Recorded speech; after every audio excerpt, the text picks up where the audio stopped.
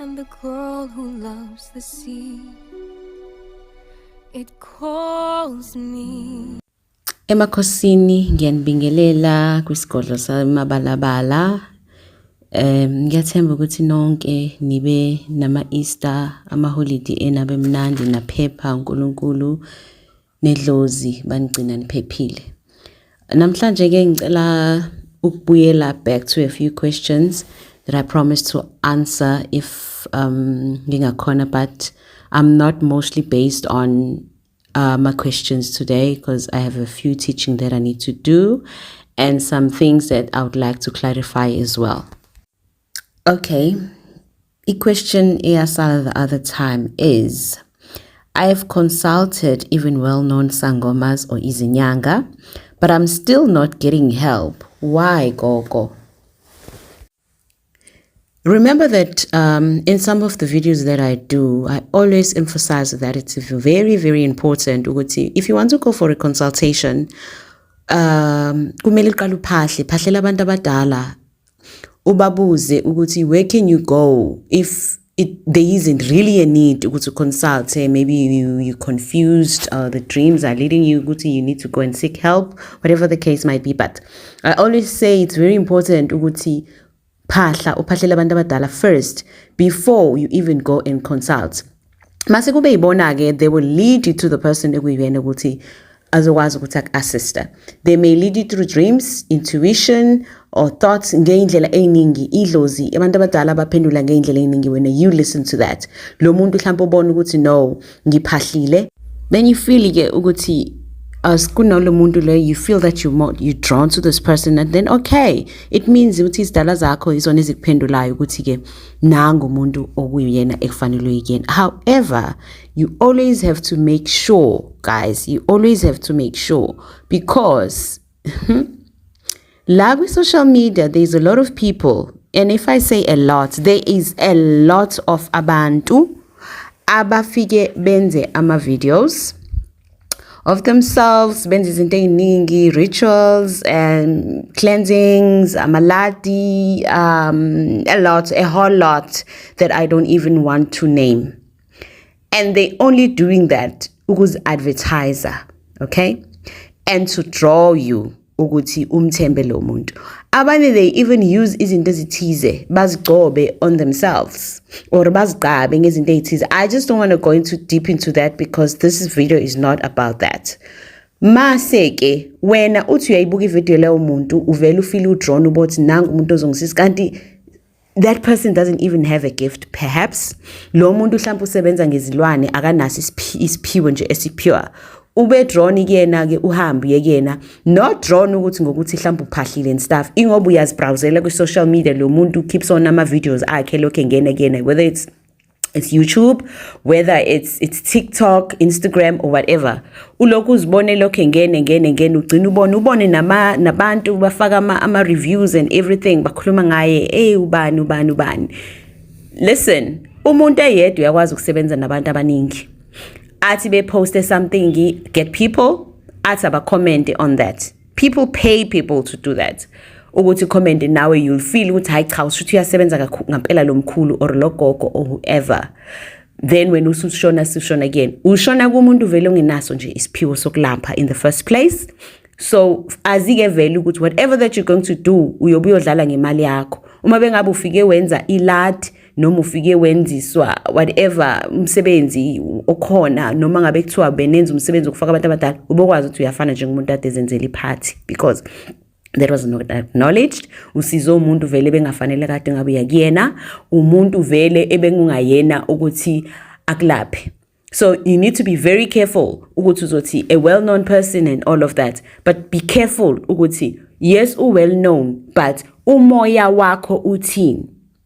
Angaba well-known, is it but gifted ngampela yini lo muntu ke lapha na, or kunezinto azisebenzisayo and all of that. So lawyer, I just don't want to go deep into it because kungaba yi-hour me trying to explain that. So angikho lapho, I'm not against any sangoma or izinyanga ezenza indlela yabo yokwenza izinto. Mina I don't work like that. So angifuni ukuphawula ngento engingayazi. Let me just stop there. But engiphendula lapho ukuthi uzohambe kubantu ufika ungasizakali, whether they're well known or not. If ungayanga la osuke khona ekufanele ngabe uyile ngoqala uphahle wenza izinto eziright ngezabantu abadala uthi kuyibona abakulidayo, definitely you'll go to a place where you're not going to get help.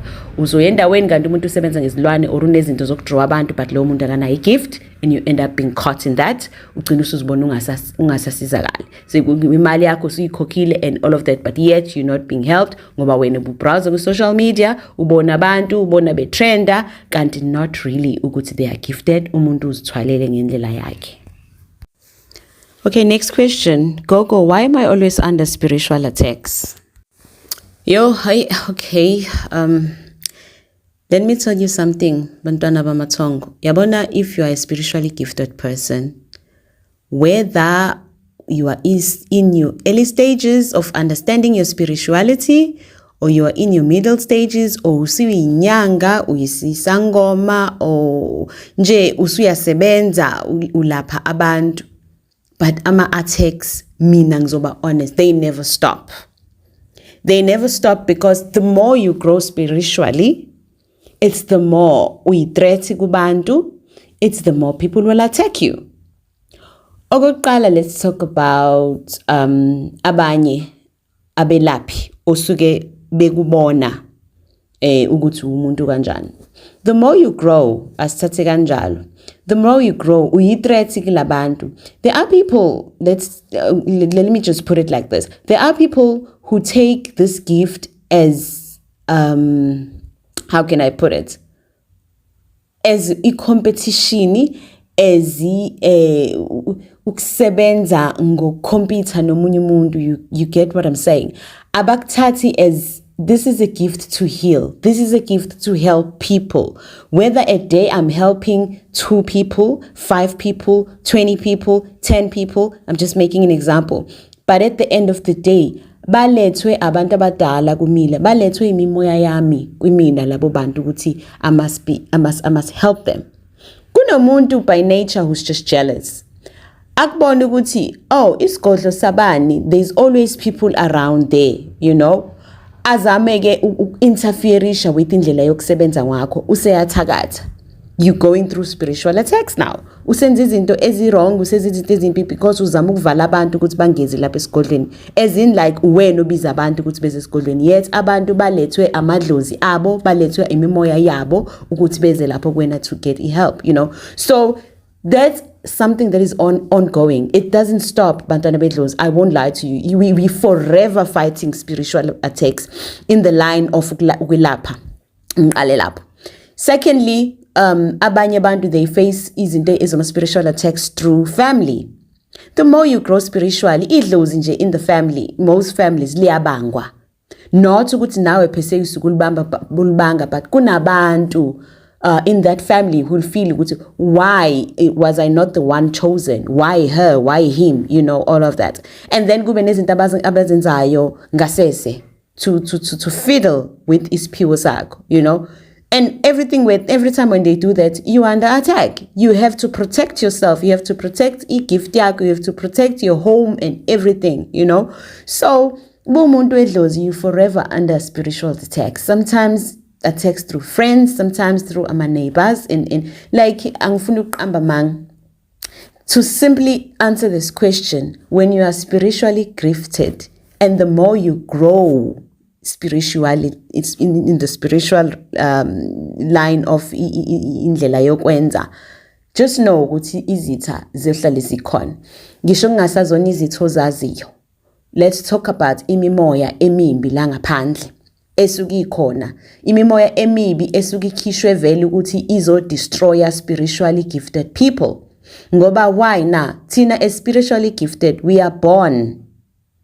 We are here to heal and to help people, ukubakhipha ebumnyameni, ukubasiza ukuthi bayekele ukuphonseka eindaweni ezingekho right, ne? See, we are there to heal them when they're not okay. We are there to heal them masebephume eindaweni zebumnyama, sebeqhamuka sebezoza kuthina seeking for help. We are there to help them, So akukuhle lokho kwabanye abantu, imimoya lesukikhona roaming around, just there to destroy us. The same imimoya le ekwazi ukungena kubantu.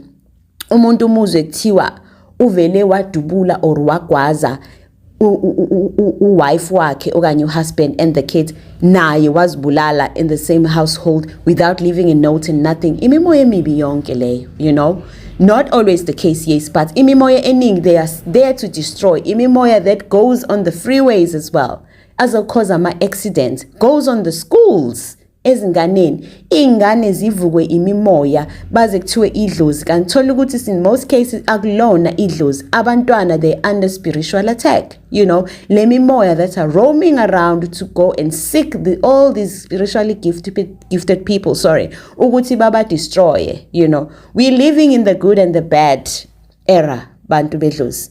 Iyona universe esiphila kuyona leyo, hence we are forever protecting ourselves from spiritual attacks. Okay, Makosi, how long did your spiritual journey take? I always avoid answering this question because I feel that when I answer this question, it's gonna, izo discourage lo muntu osuke ngibuza, because should I tell you how long it took me throughout my journey, uzovele discourage, because sabantu asifani.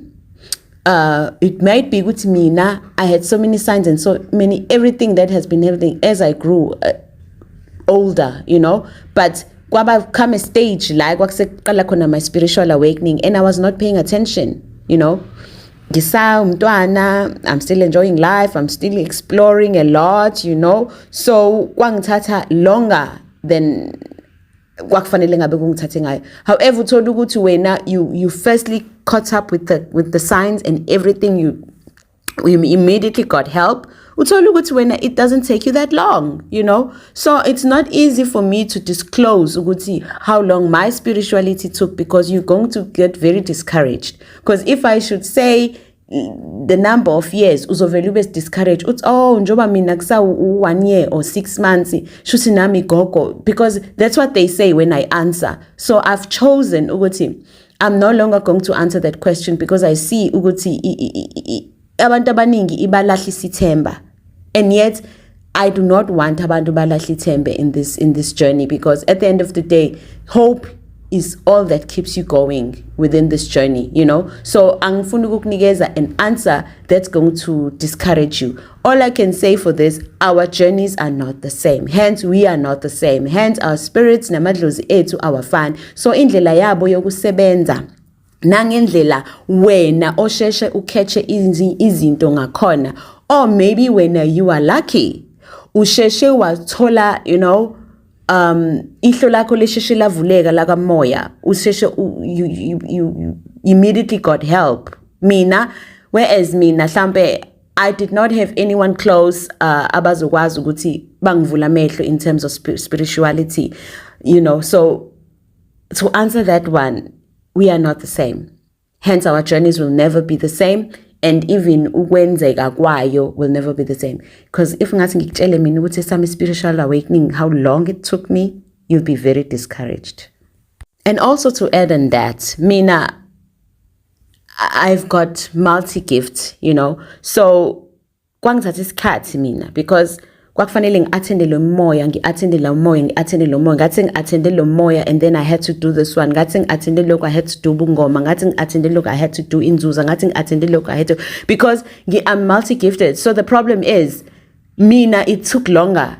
Unlike umuntu ozohamba ayothwasa, if I may put it that way, mhlawumbe uyothwasela uyongena nje i-journey yobungoma, aqede futhi nge-journey yobungoma yena nje uzoyisebenzela ngobungoma, or else umuntu mhlambe oyoyisebenza ngesithunywa uzokwenza nje i-process yesithunywa indlela yakhona yokwenza, and then you are done, in a time frame leyo nto and it's short. But if unemimoya eminingi, oh God, it never takes as short as we want it, because understand one thing, imimoya ifiki yonke ngesikhathi esisodwa. That's the sad part. Abafiki bonke ngesikhathi esisodwa. Wena ungaze uqede uthwase uqede ijourney yakho yobungoma, I'm done. Uthathe ulungise indaba yenzuza yakho bengabi yodwa noma zikhona. I'm not don't to disclose a lot about myself. And then uyitshela ukuthi no, I'm done. And then kube khona ispirit esinye esiqubukayo. I have to attend. Nasi sine process yakhona. It's okay, I'm done. Oh, okay. You know, so when you're a multi-gifted person, kuba nale mimoya ezolokhe ivela and bebe vela basuke befuna ukulungiselwa ngendlela yabo. Hence you remember, if you remember correctly, when I spoke about beads in one of the videos, I did mention that Mina personally, I'm not a person who stays with beads very, very long. Mina bekufike lewo moya okanye lelo dlozi elisuke lizokwenza into ethize, mhlambe kunegobongo, kunokhambe so ngilisebenzisa ngaleso sikhathi, I'll put on those beads, and then when they saying we are done, and then I take it off, because angengikwazi ukuba, let's say for example ngihlale nama beads endiki, where else kusafanele ngisebenze ngomndawo, ngisebenze ngenye indlela. Mina personally, mina basho bathi angiyena umntwana ohlala nama beads. When they say the time is right, it's seku right, faka manje omlozi usuzokwenza lokho. When they say omlozi seku right, faka. That's how mina personally, nawe ngifanele wenza ngendlela ekusuke kusho ngayo idlozi lakho nemimoya yakho ngendlela yabo. If bona befuna ufake beads till azafike la kwindololane yakho, you know, by your elbow, so you do that, because shuthi bona indlela abayenza ngayo. Like myself personally, mine yami imimoya abafuni ngifake beads on my neck emqaleni wami. I don't, you know. There was a time when Gobela engangiyekena, she said I must put beads on my neck, and I told her that I don't feel like I should put beads on my neck.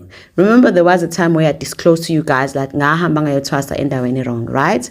So moving forward, I started to develop a rash on my neck. Not 3 days after, the following day, ngifake, like today I'm a beads, then the following day I started to develop a rash, because that was just not for me, you know. So you need to understand ukuthi wena unjani. Yes, bakhona abantu abafaka ama beads on their necks, and I'm not saying I will never, because maybe ngelinye ilanga kofika lo moya okanye idlozi elofuna ngifake. But so many years for me, they always said this is just not for you ukufaka ama beads in your neck. Hence as well in my head, you know. So asifani, when you always have to listen to eyakho imimoya. Bekukuthi bathi keep on putting those beads, ufaka uma beads edlozi, enzuza, esithunywa,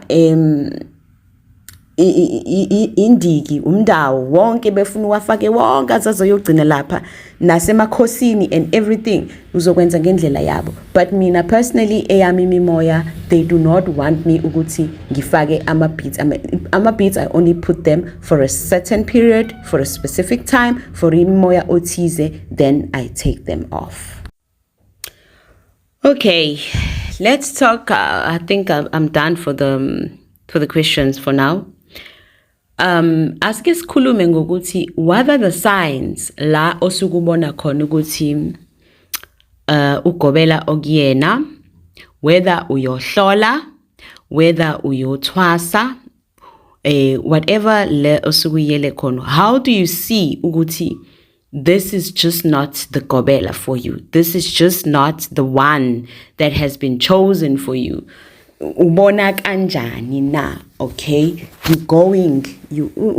firstly, when we go for a consultation, ayikho into esuke sikhiphe emakhaya, because sisuke sixakekile, sisuke sidinga usizo, you know. So we're seeking help, we're seeking attention and everything. So uma buzoya kumuntu for a consultation, and then you find that that person is forever on their phone, whether we are chatter, whether whatever the case, le asuke bhekene nayo, ubhizi uyakubhulela, uyakuhlolela, uyakukhuphulela kodwa nje unaka ifone. Uzinakele nje ifone. Uyakhuluma nawe akulalele umbothi uyatype lo muntu uyachatha. Ungenelwa ama-calls, you know, uyaphendula ama-calls, uyabona nje ukuthi lo muntu nje akanasikhathi. That Gobela is just not for you. Okay, usekusizile. And then maybe there are some things that you need clarity on, and maybe usukhohliwe ama-instructions kade unikezwe wona or ever lensu kade nidiscussile. Then you're trying to phone nesangoma or whoever. They're unavailable. Awusabatholi at all. They're unavailable. Uma bekwenzeke wamthola uzomthola lo 5 seconds, 10 seconds, 20 seconds, and then they'll tell you that they're busy. They'll never give you time, you know. And then sometimes even if you can phone, we phone with maybe busy, esigodlweni abuye ngifone. Ubona ukuthi that person akabuyeli kuwena akutshela ukuthi you can call me now or being so busy when you about someone who'll get back to you, you know. That person is just not for you. Umuntu ozokwelapha ozokulekelela ngenaso isikhathi sakho. You must just know that that person is just not for you. Same goes ekuthwaseni.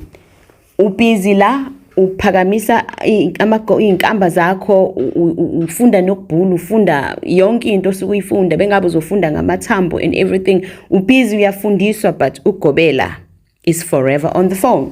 Ugobela uyazinakela ifone, uyachatha, wenzisa yonke into, yabo. Ugcina ungasa understand ukuthi no, why ugogo, why umkhulu engenaso isikhathi. They're forever on their phone. Uma buthi uyombheka athi usa busy, you know.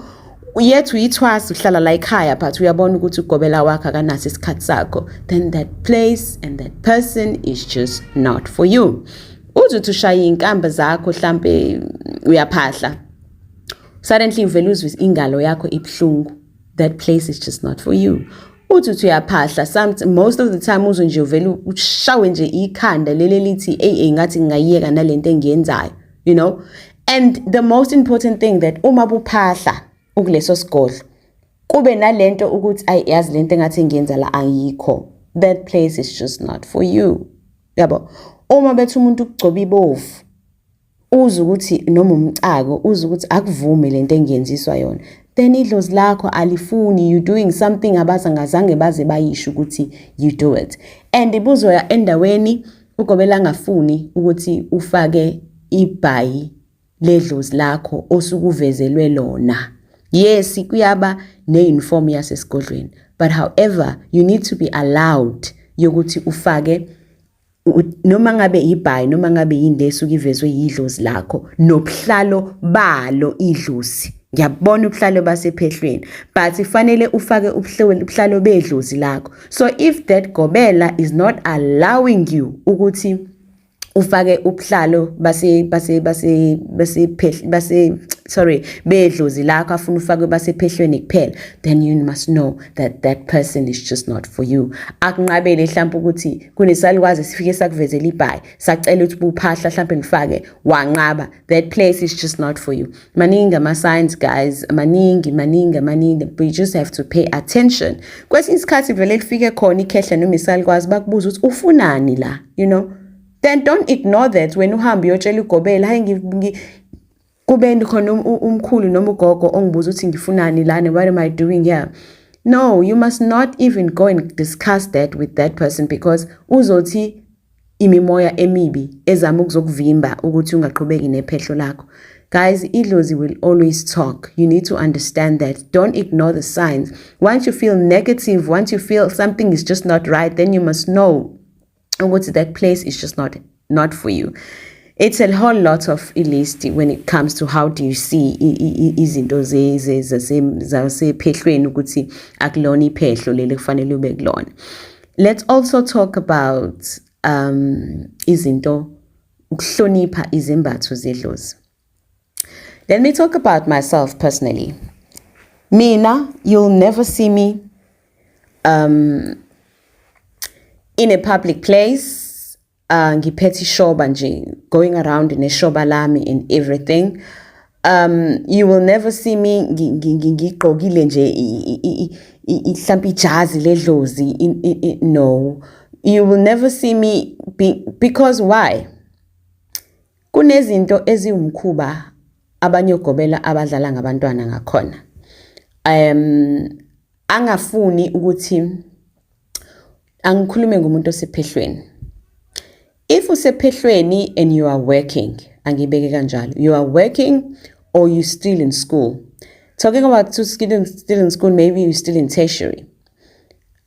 Mina ezugobela bakho fanele ngihlale phansi singene esigodlweni sicele kubantu abadala ukuthi uyafunda okanye uyasebenza besicela ukuthi ke impahla lezo oyigqoka within the premises ucela ukuthi mase ungaphandle ugqoke izinto zasemsebenzini, perhaps like une uniform emsebenzini, you know, let's say you're working at the bank, you're working nje endaweni where you need to put on a uniform, you know. Idlozi lakho belikuthanda lilihle alisoze lakunqabela ukuthi ungagqoki uniform because uyacelwa siyashweleza sicela ukuthi siyacela ukuthi izimbatho zedlozi uyimbathe mase ufike emagcekeni kodwa ekseni ugeze ugqoke uniform yasemsebenzini and you leave. Ngeke lize lale idlozi, ngeke lize lithi idlozi faka ibhayi emahlombe and all of that. Bebe bazi ukuthi kune protocol yasemsebenzini that you still have to adhere to, you know. Idlozi liyakuthanda, alifuni ube inhlekisa, alifuni kwenzeka izinto ezirong ngawe. We first and ask simcele ukuthi sikucelela kanje.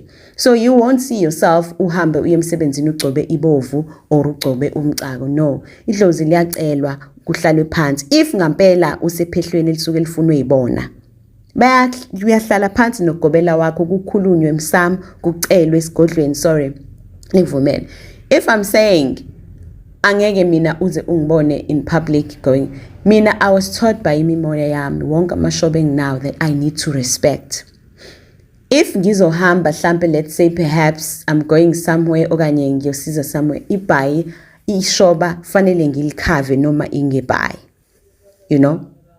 Ake sithi ke I don't have a car, I don't have sihlonipha ishoba lakho.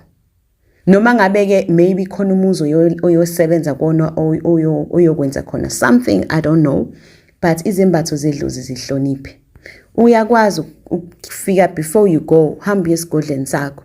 Bantu abadala ngisayosebenza kumuzi okanje njengoba nazi ukuthi anginali ihashi, anginazi inyawo esheshayo, anginayo imoto, ngizohamba ngemoto zokuthutha, imoto zomphakathi. Bengicela ke ukuthi izembatho zedlozi ngizifake esikhwameni thongelihle kakhulu ukuze zingahambe idonsa imimoya engekho mihle la ngaphandle. Ngicela ukuyifaka ngifake esikhwameni ngithi sengifike la ngiyosebenza khona ke mase ngiyazikhipha ke izembatho nazo zonke izinto zami zensebenzo zokusebenza mase ngekhona. And then when you going uzothatha ishoba lakho ulikhave kahle, whether ulikhava ngebhayi noma ngabe yini le abathi ukhava ngayo, ufake esikhwameni sakho. Noma ngabe uphethe ithusi, noma ngabe whatever that the case leyo usuyiphethe, nejazi lakho nembatho uyifake esikhwameni and then you go, you know. Ayi lento ukuthi ubona abantu bashaya ngisho nangamashoba phansi emarenki. No guys, the thing eyenza ukuthi abantu disrespect as ubungoma, it's some of the things that we do as well ezenza abantu basibukele phansi, yabona. So angibablame abanye basuke benza njalo because abafundisekanga nala kade bethwasisa khona ugobela wakhe naye why nawo wakhe ama rules umuntu angamenzisi ngendlela right. Trust you me, idlozi uyahlala phansi nemimoya, ukhuleke ulayithe izibani, ushisa impepho, ubacele ukhulume nabo. They always listen. Umntwana wabo at the end of the day, they listen.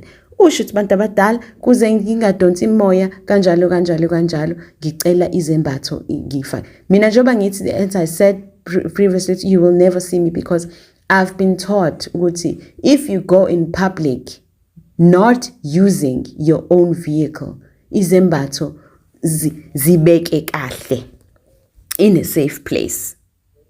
Yabo. So please guys, just respect ishoba lakho. Ishoba lakho, it's a very powerful weapon.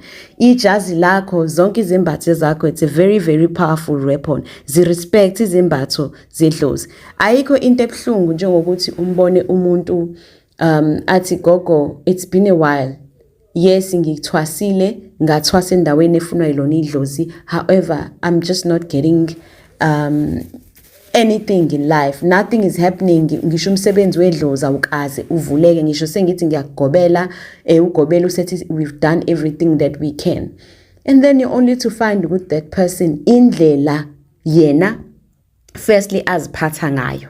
Indlela yakhe yokuziphatha akuhambisani nezinto zedlozi. Ake siqale la. Awukwazi ukuthatha izembatho zedlozi zonke.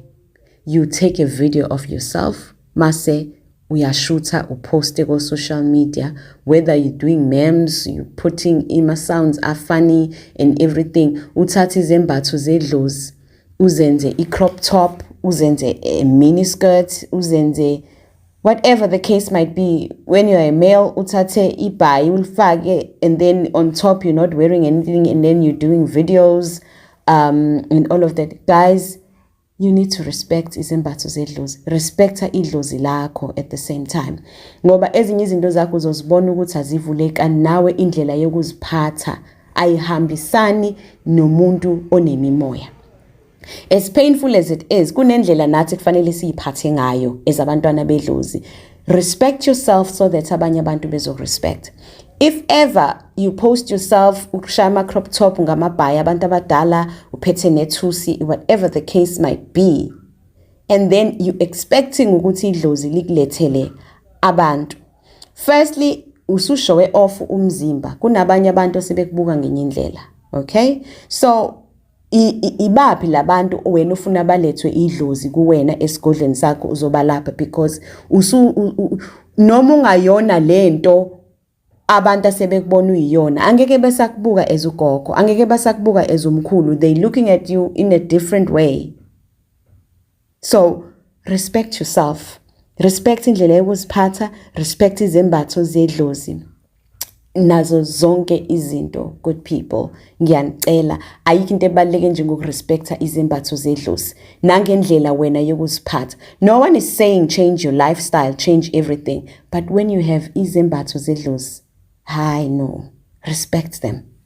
And also, as a Nzuza child, as a water child, as umntwana wedlozi, always keep yourself clean. Iba clean. Your place, la uhlala khona, hlala in a clean environment. You need to be clean yourself. Hayi lenta umuntu ayigogo mina kuthi angingagezi, this and this and this and that. Okay. Then unenkinge ukuthi kunaleli idlozi leli lingahleli kahle kuwena elikhlipizelayo elikwe. Yabona nje umntwana wasemoya. Let's talk about Nzuza child. Inzuza nje iyamthanda umuntu ohlanzekile. You need to be clean. You need to be clean wena physically, emotionally, you know, fanele ne space sakho ohlala kusona it needs to be clean, as well as isigodlo sakho or umsamo wakho or whatever, nezembatho zakho, they always have to be clean. So when uvuka uthi you don't feel like ugeza namhlanje the entire day nangakusasa amabhayi akho angcolile, ijazi lakho lingcolile and everything, then you need cleansing. Then definitely kunedlozi leli eliqubukile elingazile kahle ekufanele uhambe uyolihlambulula because liyakumoshela. So abantu must be aware ukuthi why suddenly I'm losing interest yokugeza, why suddenly I'm having lokuvilapha bokucleaner and everything. Yes, kuyakwenza mhlawumbe bekuthiwa you are stressed, you have too much in your head, you know, awunaso, but pay careful attention ukuthi lokho kuvilapha kwakho kuhambisana nani. What does your emotions say, your intuition say? Ngoba sometimes uzothola ukuthi cha kunaleli idlozi ngempela eliqubukile elidinga leyo attention. Ngoba yabona as a Nzuza child, as a water child, ayi imimoya ecleanile. Wena ucleaning ngisho uneka ngathi uhlobisa a Christmas tree, the way you are, yabo. So just pay attention to that. Always make sure you are clean. Change your bedding, change your pajamas, change your everything. Stay in a clean place. Dress clean, look clean, smell clean. Yonke lezo zinto lezo, it helps you connect nemimoya yakho, especially when you are a Nzuza child. Okay.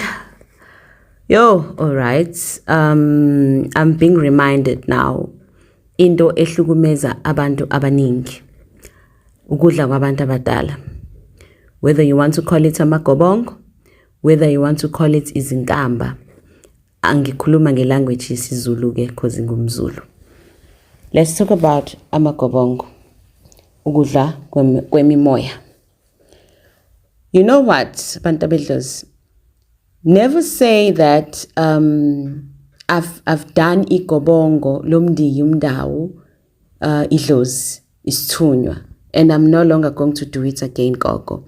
If kuvela, let's say you're going for a consultation or whatever, and then you're saying, but I've done this before, I'm not going to do it again because I've done it before. One thing, let me just clarify something. Yabona, when you are a spiritually gifted person, whether you are a Nzuza child, a water child, a Dlozi child, umntwana wamakhosi, whatever your gift is, Amagobongo, it's what keeps us going. Right? How now? Fine, you get to a point la you go for consultation, maybe many people are telling you need to do Amagobongo. I guess qale ngokuthi asikhulumi ngendaba yokusebenza ukuthi usuzosebenza abantu, sikhuluma ngamagobongo ngoba you are a gifted child umbathwe idlozi, umbathwe imimoya. And then when's the proper ritual yakhona, the process yakhona, I'm not going to go deep into it. Yokuqala uliphakamisa igobongo lakho, the number of days or weeks depends ozobudla lelo gobongo lakho, then ukuliphothula kwakhona uliphothule ngezilwane zakhona nangendlela yakhona, imbuzi zakhona nangendlela yakhona, nazo zonke izinto zakhona zokuphothula igobongo. Right, you are done. And then umuntu enze leyo process masethi gogo, I've done that. Why is it showing up again? Listen, depends on if imimoya yakho, sorry. Igobongo nje, you must know, ukudla kwabantu abadala. As much as nawe uyadla on a daily basis, ukudla kwabantu abadala. Kunemimoya ezodimanda kuwena, maybe in every 6 months, maybe every 12 months, maybe every 36 or 18 months, whatever the case might be, or 7 months. It depends on imimoya yakho. Mase befuna ukhamba, ekusuke sekufanele lungene emzimbeni wakho. So you cannot say, I've done this before, I'm not going to do it again. When you're doing it for the second time, the third time, the fourth time, the fifth time, usuku ungasaliphakamisi ezini uliphakamisa ngezilwane uyoliphothula, no. Usuku usulidla nje uyophahla, uphuze, ugeze. They will tell you a specific days, maybe they'll say 7 days. Uzophahla, uphuze, ugeze. That's it. Second time wakho akusekho isilwane ozoliphakamisa ngalo leli gobongo, akusekho isilwane ozoliphothula ngalo leli gobongo, because this time you just feeding imimoya yakho. Because remember, ekugcineni amagobongo ukudla ekuyisource futhi esiza nawe, elapha nawe yourself as well. Ngelinye ilanga I'll have a video if they allow me, because I feel like my time is done when it comes to this teachings, because there's a lot going on in terms of abantu. They are getting this teachings in the wrong way, so they've really upset my spirit, they've really upset Dlozi lami. So yeah, I'm still in that process. So I feel that this is, don't know whether to say it's my last video, but they just upset right now, but I'll touch on that at the end. But when it comes to Amagobongo, I feel that I just need a proper video that's just going to talk about Amagobongo, So I was just touching on it to let you know, guys. Don't say if umuntu ezovela kwena ethi abantu abadala baveza ukuthi mhlambe udinga igobongo ledlozi okanye lomdawu okanye lenzuza, and then you say, but I've done this before. Why? No. You must know ukuthi igobongo iyona source yempilo yakho, iyona source yemimoya ezohlale ikwenza ukuxhumana nabo, ukuthi when it's time to take it, ibona bazokutshela ukuthi ke isikhathi lethu ukuthi udla amagobongo. They will show you. Firstly uzoqala ube sick, uzizwe emotionally drained, spiritually drained, uzizwe ngathi mhlambe sometimes ubona kuvaleka nomsebenzi, abantu abadala uvaleleka amaphupho. excuse me, there's a whole lot of signs that they show you today, and they'll show you in the dreams lapho phuphe sakwazi noma ikhehla okanye python or whatever okanye dragon ikufida something in your like impande thiza suke kunikeza yona. That's a sign to say it's time ukuthi udle amagobongo. So please don't say ukuthi umuntu bethi you need to do this and then when you say but I've done this before. Igobongo ukuphila kwakho, igobongo ukudla kwabantu abadala.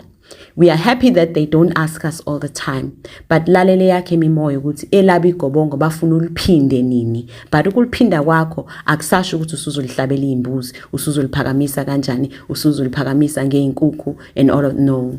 You're not doing any slaughtering of whatever animal this time. You just uyaphahla, uyaphuza, uyageza for that number of days asuke sibeshilo bazobe sebanele bona.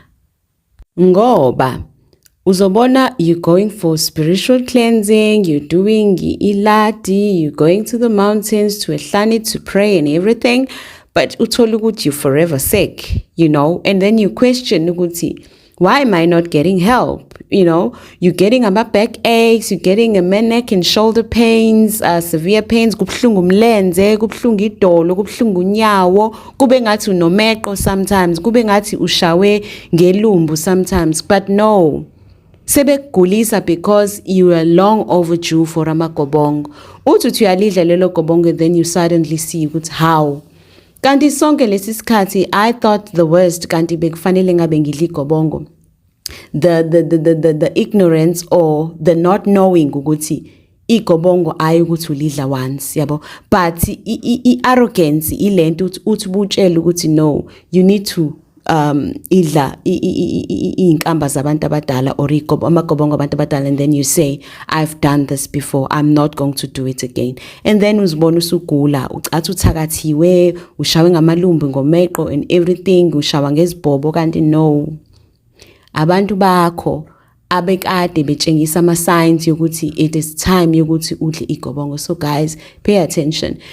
Yabona, living as a spiritually gifted child ave kungemnandi, I won't lie, but once you get used to ukuthi uphila kanjani, it becomes okay, guys. It becomes okay. You get used to it because usukusuwazi ukuthi this is what's expected of you. Because when they give you izinto ezinhle, when they, you know, uphila kahle and everything, nawe yini ehlula ukuthi ubajabulise.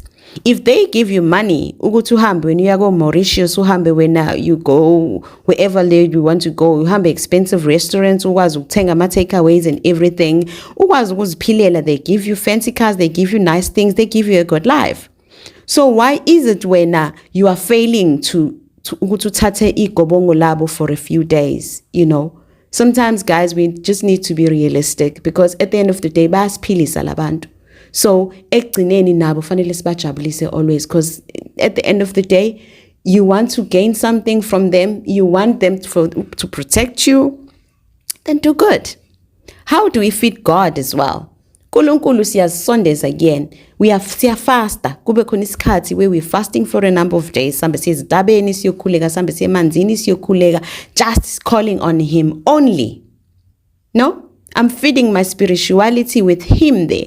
My connection with him. So we just have to be careful. Yabona nje, as a spiritually gifted person, your life will never be normal like any other person. Ngoba kunezinto lezi fanele that you need to adhere to follow, to listen to. But once you get used to it, uyaphila nje kamnandi because you used to it. Come on. There's nothing wrong with it. Ngoba izinto zabantu abadala, you take it, you use it for a certain number of days, then you're done. Mhlambe leyo nto uzobe uyibona after a year, after a few months, you know. Why can we not spare that?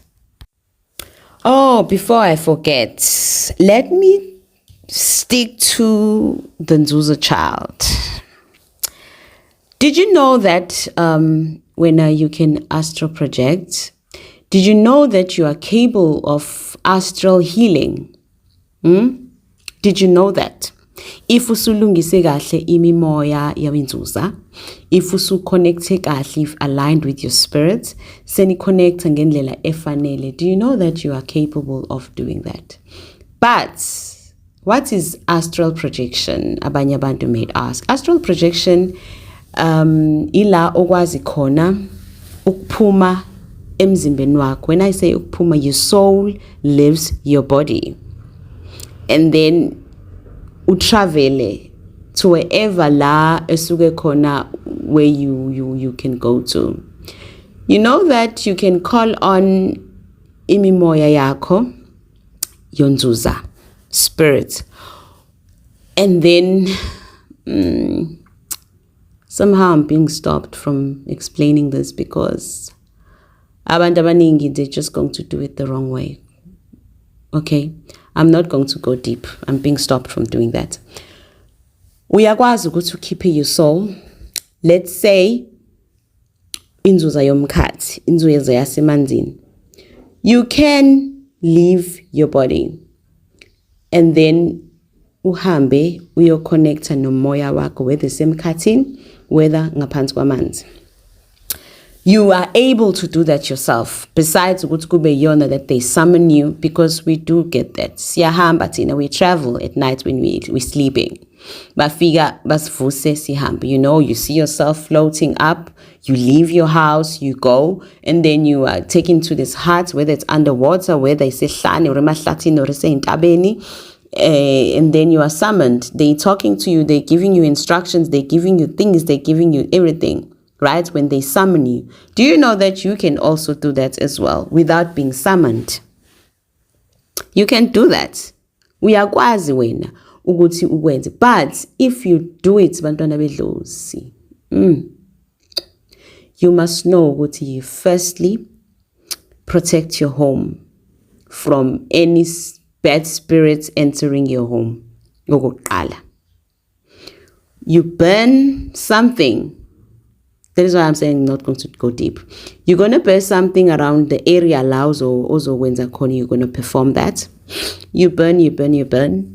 Pahle ukhuluma ukuthi ucela ukusondela kumuntu omdala. You call on your Nzuza spirit, your spirit. Leyo suku uzoze kuyona ukuthi kunezinto that you just need clarity on. And you feel that esigodlweni sakho okanye in your home there are too many spiritual spies. Mina, I'll tell you one thing, that's the only time you must do that. When you feel ukuthi in your space, there's too much of spiritual spies.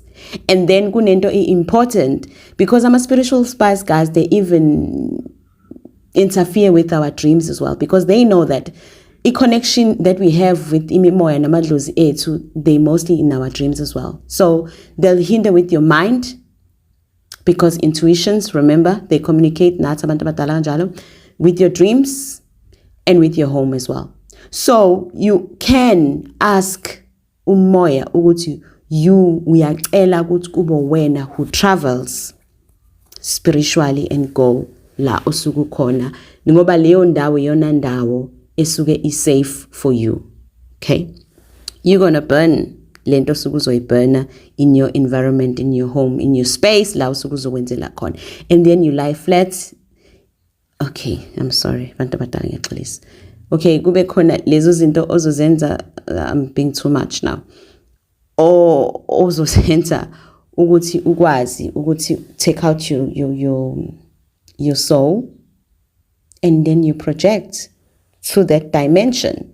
La usuke uzohlangana khona nemimoya yakho. Right? So you have to unlock that, bantwana bedlozi. You have to unlock that. Phahlela ispiriti sakho and ask for the right guidance on how to do that. That's always the safe way to be able to connect nemimoya yakho without having any spiritual spies ezobe ilalele izinto and the things that needs to be done bangayilaleli babone ngoba sekuthathwa action. What do I mean if I say you are capable of astral healing? When you can heal umuntu ongekho physically with you. Let's say someone calls you, ati gogo, I'm not well. I have chest pains, I have whatever pains that I'm not well, or I can't walk. Suddenly, umlenze wami just locked. You are able, you are capable. Yoguti umhile. Uyesigodleni sakho. Yeah, of course. You lighter isibani sakho. Oh, okay, twanga deep into that. But you are able. I was just highlighting izinto that you guys are capable. Nzuza child, you have so many gifts. awuve ugifted, you have so many things osuke ukwazi ukuzenza. However, you just have to be very careful where you consult, where you go, where you do your cleansings. But no, as a Nzuza child, you must always be clean. Ama cleansing when afanele wazi ukuthi nje unesikhathi where you have to go cleanse yourself ngeindlela ezithize. When it's time again ukuthi udle impande yenzuza okanye igobongo lenzuza, if you may call it that way, do it. Always make sure that you connect nemimoya yakho. Always don't have any loopholes. Masubona ukuthi khona lokho ongakunderstand kahle, seek advice, seek help. As always, don't just sit and don't do anything, because lo moya wenzuza ave usheshe ucasuka if you don't take action. If they see you, they show you something, go to a person you trust or you feel good that person has been led to you to assist you, and then you go there. Okay, let me go back to why I said it's going to be maybe time for me ukuthi ngiphume in these teachings on YouTube. Maybe I might stay for the content yak TikTok, because TikTok I'm just there. I don't do any teachings anymore there. It's only just inspirational, healing quotes and everything, just to kulapha abantu emotionally. Akufane na like YouTube where I teach and spend like an hour or less just to explain something. Guys, emabalabala angithwalisi mina, angithwalisi. Guys, I don't do dark magic. Literally, I don't do dark magic. I don't do dark rituals. Anginawo ngisho umuthi okanye impande yokuthakatha. Nginayo eyokuthi uzikline, nginayo eyokuthi back to sender if idlozi lithi that needs to be done. However, anginayo mina into yokuthakatha. Anginayo into yokuthwalisa. If uzongisendela ama-email, you telling me ukuthi Gogo, I want to be rich, you sending me my DM, I want to be rich, show me pictures, what do you have that can make me to be rich? I've been getting a lot of emails and I'm a DM on TikTok about that. Guys, that's very disrespectful. I don't know what is it that gave you that impression ukuthi ngiyathwalisa? Angithwalisi mina. If you want to be rich, then do things the right way. How do you do things the right way? Uqala ubheke emsamo wakho ukuthi yini errong le kwenza ukuthi uhlupheke, yini le errong ekwenza ukuthi izinto zakho zingahambi kahle. You cleanse that first. Secondly, you cleanse yourself. Ulungisa imsamo wakho, ulungisa ubuwena, uhamba kahle ngezinto zakho zedlozi. Mina ngilungisa izinto zedlozi, ngilungisela izinto zedlozi, ngilungisela imimoya yakho ukuthi izinto zakho zikhambele kahle. Qubuka kahle. You want to get rich in the right way. But le ukuthi nithi anginisendele ithomba anginazi igubhu angithwalisi. If we're doing into ethize, a ritual mhlambe ethize yenkosazane olwandle sihambe siyocela, we're doing it proper. Anginazo izigubhu. If we're doing into ethize nami ngisuke ngisebenzisa imimoya to heal people as I heal people. So leko ukuthi ningicele nithi angithwalisi mina. So please stop doing that. Angithwalisi, let me make that clear. Iyona again lento esicasula imimoya yami, because people have been sending me emails requesting for izithwalo, requesting for pics, requesting for prices and all of that. Angithwalisi mina. Yes, ngiyakusiza ukulungisa idlozi lakho, ngiyakusiza ukulungisa imimoya, umdawu, umdiki, ibalozi, inzuza and everything. Imimoya kodwa only that I have. Bengingenawo lo moya osuke ufuna ukulungisela kuyona. I clearly tell you that no, I cannot assist you because akuhambisani nami. I don't have knowledge of lokho sukukusho because anginawo leyo moya. I only deal and help based on what I know and what I have. So angithwalisi. Please guys, stop asking me that. Another thing, please ngicela nje ukusho lokho. Emabalabala, I don't do consultations with minor, abantwana abancane. Not unless they're getting a concern from a parent. And the parent, I need to be aware ukuthi the parent did agree to that. And I like ukuthi parent ibe present for that consultation, guys. So please stop ukungisendela ama message privately. Nizocela ama consultation nabantwana besikole. I don't consult with minors because at the end of the day, whatever consultation osuku uzoyihamba kunezinto ezodinga ukuthi uzenze if kuzonezinto ezingekho right, whether you're spiritually gifted or not. So lezo zinto uzozenza kanjani without your parents' presence, without your parents' assistance, without your parents being aware of what's going on. Yes, I understand ukuthi abanye bayasho ukuthi my parents isn't the spirituality, they not into that. However, on my side, I'm sorry, I cannot help a minor because I'm protecting myself. Angifuna ukuthi ngelinye ilanga might help you kwenzeke, and then when usuwenza ezinye izinto ezi-wrong, and only to find ukuthi kuthiwa wayekade consult kumabalabala wathi akenze 1 2 3 4 yet when usuwenza izinto engingazange ngizisho. You need to have your parent present when we're doing a consultation when you are a minor. That's how I work. That's how imimoya yami yangitshela ngayo nedlozi lami ukuthi abantwana abancane, please, a concerned parent or a parent present. And don't come and lie uthi you've got their concern, because trust me, the minute you lie, I'm being told ukuthi ukamba manga. So please, guys. Okay, sebeyangvala. I think the astral projection that I just touched on and I was not supposed to. Ukuthi ngifuna understand abantwana bezinzuzu ukuthi you are gifted more than you know. You are gifted more than you know. And engifuna ukusho yabona lento abantu bafuna ukuba nenzuza bengenayo, because they have this perception of they've been told ukuthi bunenzuza you are rich and everything. Riches don't come easy for us. You get to that level, but you suffer. You have suffered a lot. You have lost a lot for you to get into that level. So, you can go to someone who does that. Inzuza engayona yakho yokuzalwa, inzuza yokwakhiwa. Ngicela ungayibizi ngenzuza. Lo moya lozo usetshenziwe wakhiwe masu yothwaliswa wona ukuthi ukusize. Good luck on that one. But don't say ufuna ukunikwa isiphiwo ongenaso, because it's not easy. It is not easy at all. Okay, bantwana bedlozi, before I close off, let me just remind you something. Le journey yemimoya, le journey yedlozi, le journey yenzuza, it's not easy.